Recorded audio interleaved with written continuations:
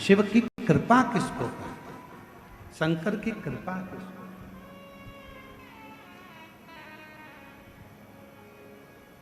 तेरी कृपा का केवल इतना है कि यह कथा का पंडाल है।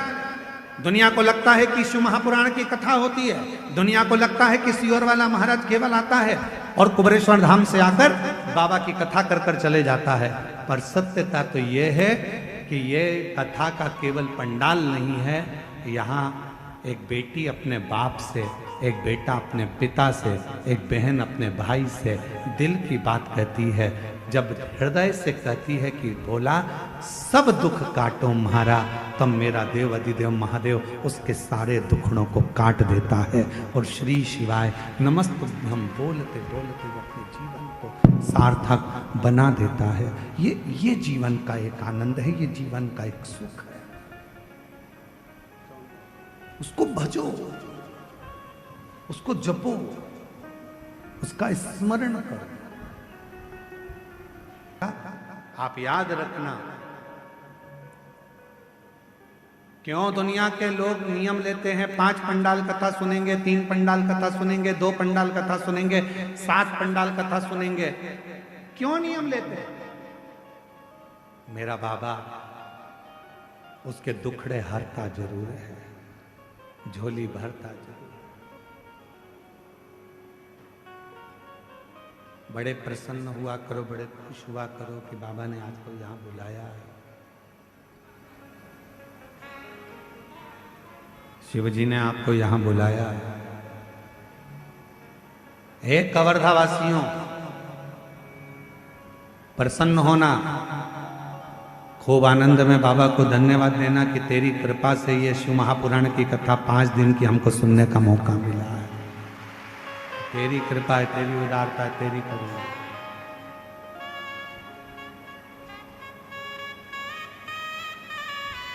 और उसकी कृपा के बिना हो नहीं सकता।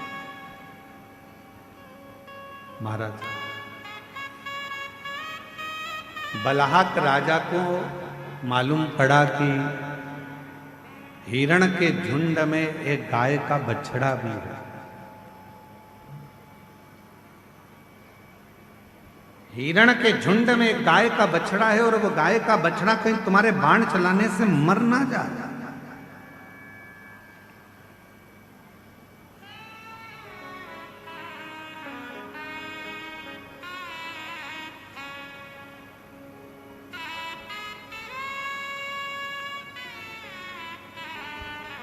अब वो राजा ने कहा चलो मैं देखता हूं।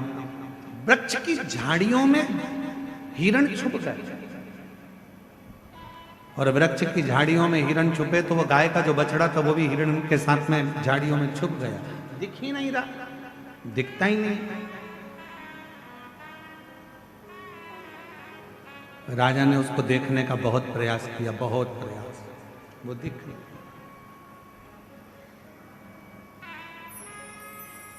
खूब ढूंढा, नहीं मिला।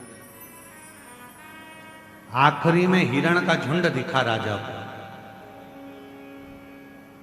और जैसे ही हिरण का झुंड दिखा तो राजा ने उसी समय पर हिरण के झुंड के बीच में गाय के बछड़े को देखा। और गाय के बछड़े को देखा तो वो बड़ा सुंदर था, बड़ा सुंदर, बहुत।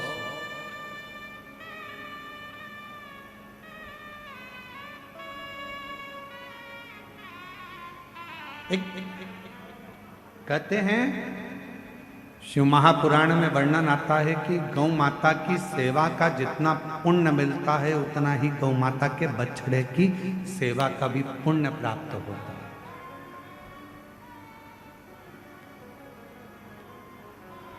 जो वृषभ है, बैल है, बछड़ा है, नंदी है, उसकी सेवा का भी बड़ा पुण्य है। इसलिए अभी कुबरेश्वर धाम पर एक नई, पहले एक गौशाला है, दूसरी गौशाला का निर्माण अभी चालू है और अभी कुबरेश्वर धाम पर एक बड़ी दिव्य और भव्य नंदीशाला का भी निर्माण हो रहा है, जिसमें गाय के जितने भी बछड़े हैं, नंदी हैं, वृषभ है, वो एक स्थान पर रहें उनको लोग रोड पर छोड़ देते हैं, बाजार में छोड़ देते हैं। वो वृषभ, वो नंदी यहाँ वहाँ भटकते रहते हैं, घूमते रहते हैं। तो अब उनके लिए भी एक जैसे गौशाला होती है वैसे एक नंदीशाला का विशाल निर्माण, नंदीशाला, जहां पर नंदी रहकर आराम से घूमे फिरे, प्रसाद पाएं और अपना आनंद पाएं।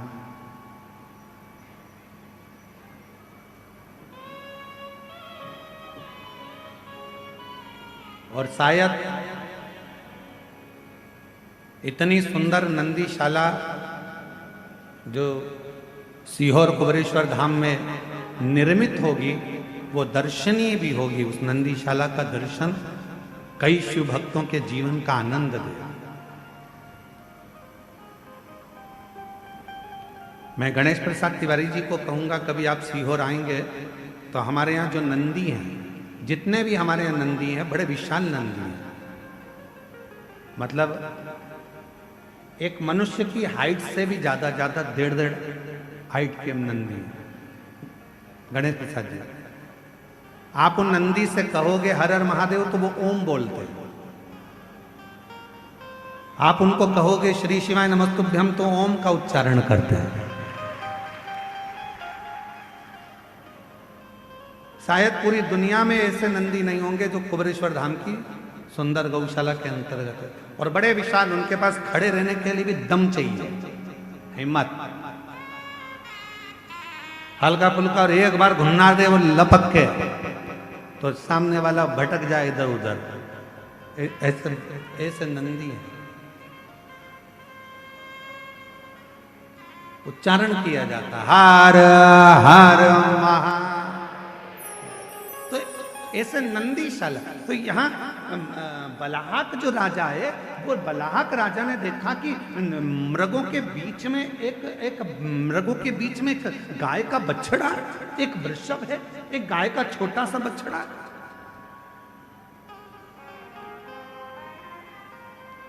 देखा, आश्चर्य हुआ। राजा को वो बछड़ा इतना सुंदर लगा कि राजा ने विचार कर लिया इस बछड़े को तो मैं लेकर जाऊंगा अपने नगर में।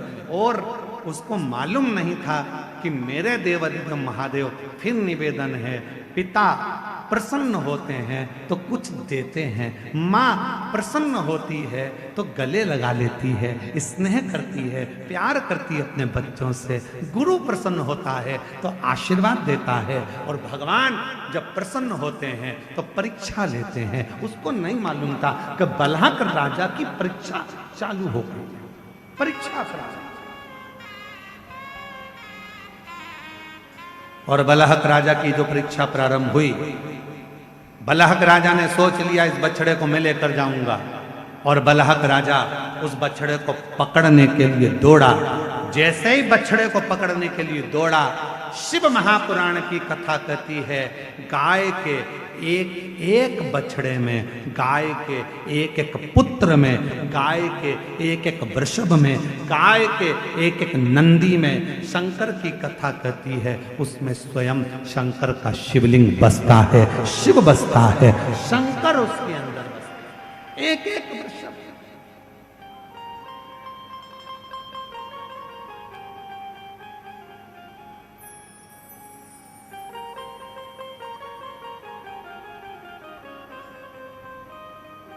क्या ना दे? देखा,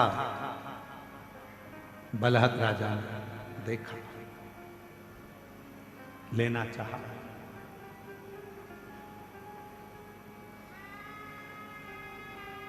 और जो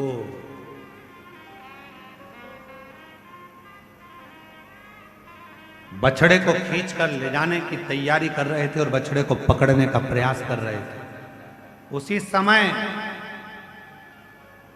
बछड़ा, हिरण के झुंड के बीच में जो बछड़ा था, उस बछड़े ने शंकर भगवान के शिवलिंग का रूप धारण कर लिया। शिवलिंग का।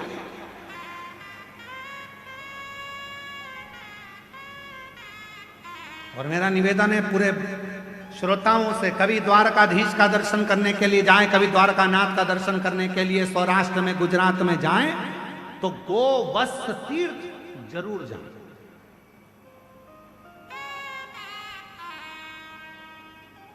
स्कंद पुराण का ये वर्णन करता है, स्कंद पुराण का ये चरित्र कहता है गोवत्स तीर्थ, जहां पर द्वारकापुरी के नजदीक में, द्वारकाधीश के नजदीक में ये गोवत्स तीर्थ है, जहां पर भगवान शंकर का बछड़े का शिवलिंग आज भी विराजमान, बछड़े का शिवलिंग आज भी विराजमान। और मुझे ऐसा लगता है आप लोगों में से कोई ना कोई द्वारका गए होंगे, द्वारका गए होंगे तो वो गोवत्स तीर्थ भी गए होंगे। गए आप लोग दर्शन करने द्वारका? कौन कौन गए? जरा हाथ उठाओ जरा। द्वारकाधीश के दर्शन करने द्वारकापुरी आप गए हो? गोवत्स तीर्थ गए हो? गए हो? अरे वाह, प्रणाम, आपके चरणों को नमन करते हैं। गोवत्स तीर्थ आज भी वहां पर विराज गोवत्स।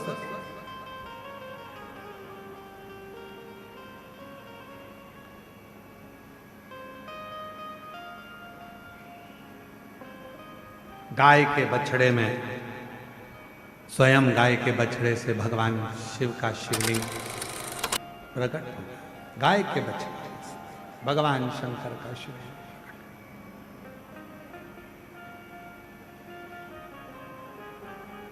राजा ने विचार करा अब इसको लेकर कैसे शिवलिंग का दर्शन राजा कर। बालाहक राजा ने बछड़े को पकड़ना चाहा, पर वह बछड़े ने शिवलिंग की आकृति धारण कर ली।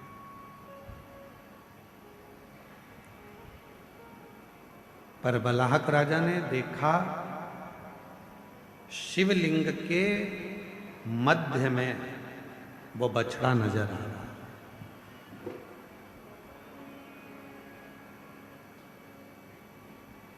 उस बछड़े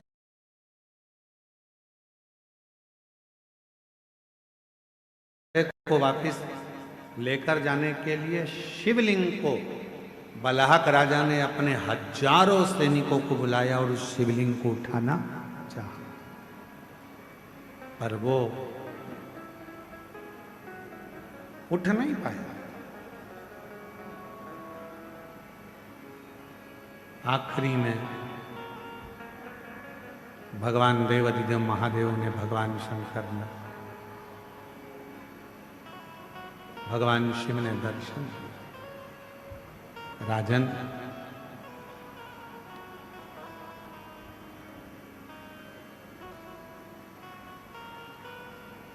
मैंने तुम्हारी परीक्षा ली और उस परीक्षा में तुम उत्तीर्ण हुए। राजन,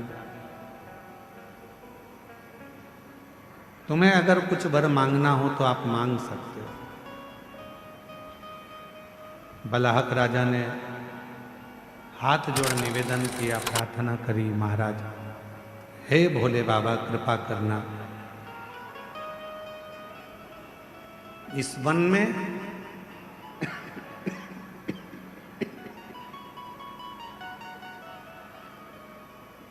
इस शिवलिंग के रूप में आप सदा विराजमान रहना। जो इस पवित्र शिवलिंग का मात्र स्मरण कर ले,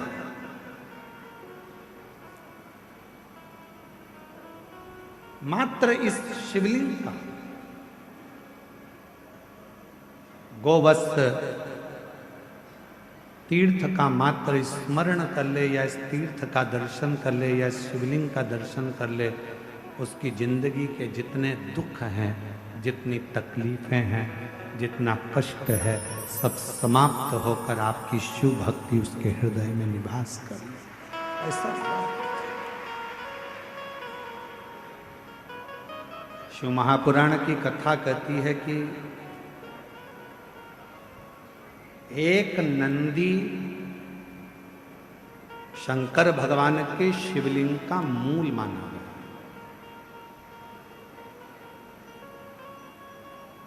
कभी अगर आप लोग द्वारका जाएं तो गोवत्स तीर्थ का दर्शन अवश्य करें, जहां पर भगवान शंकर के शिवलिंग में नंदी की प्रतिबिंबता दर्शित होती।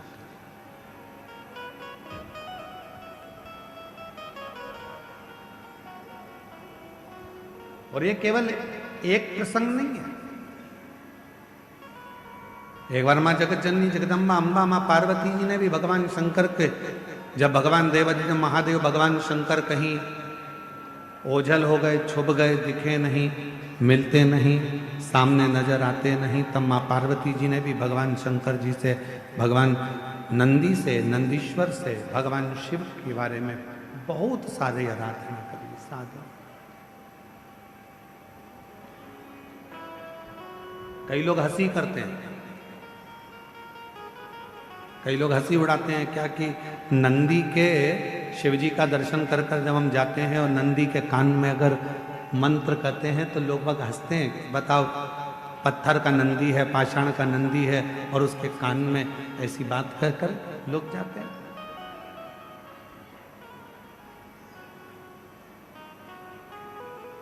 शिव महापुराण की कथा कहती है,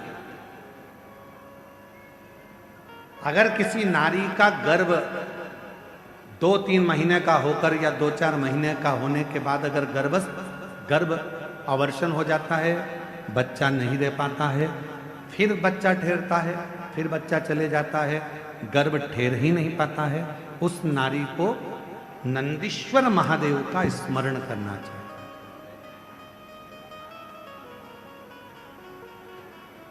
सात बेलपत्र शिव जी के सामने जो नंदी विराजमान है उस नंदी पर समर्पित करें। घर में थोड़ा सा चावल पकाकर उसमें थोड़ा मूंग मिलाकर एक बेलपत्र रखकर किसी भी दिन नंदीश्वर महादेव का स्मरण कर कर कोई वृषभ को, कोई बेल को, कोई नंदी को थोड़ा सा चावल, थोड़ा मूंग और एक बेलपत्र रखकर उसको खिला दे, और उसके बाद जब गर्भस्थ धारण करते हैं फिर वो बच्चा समाप्त नहीं होता, पूर्ण बच्चा जन्म लेता है। और उसका भी कथा यहाँ, उसका भी पत्र यहाँ पर है, देखो उसका भी पत्र। एक भरोसा, एक दृढ़ता शिव के प्रति। शिव महापुराण की कथा कहती है, भगवान शंकर का चरित्र कहता है, शिव तत्व कहता है। स्वयं मां जगतजननी जगदम्बा नंदी के पास बैठकर नंदी से अपने हृदय की बात कहती हैं।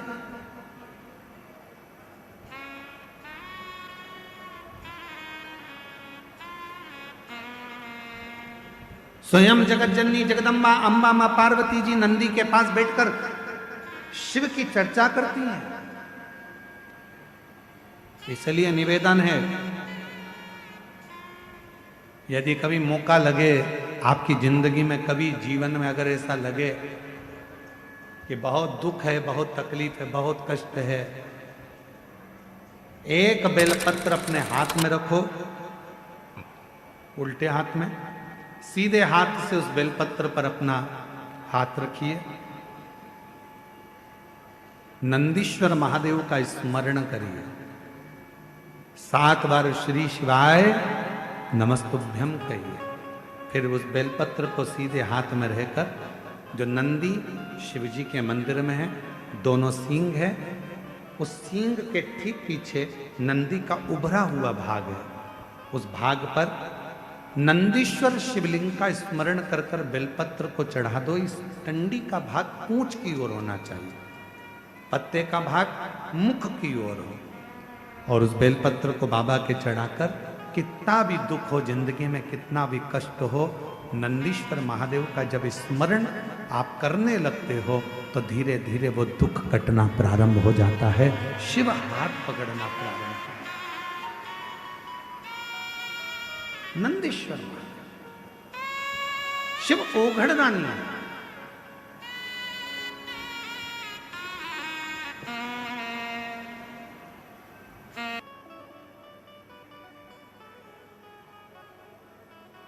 कहते हैं पार्वती मैया जब छोटी अवस्था में, बाल्य अवस्था में थी, तभी से शिव की आराधना में लगी रहती।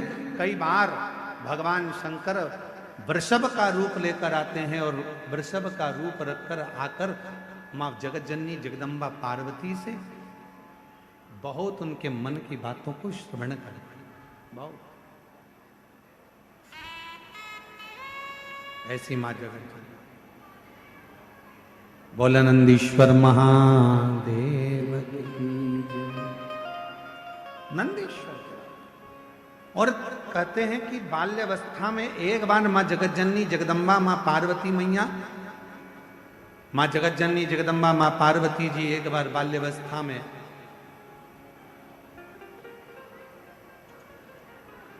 एक छोटे से वृषभ को देखकर, छोटे से नंदी को देखकर माँ जगत जननी जगदम्बा अम्बा ने उनसे भी भगवान शंकर से मंगल विवाह की कामना करी, उनसे भी,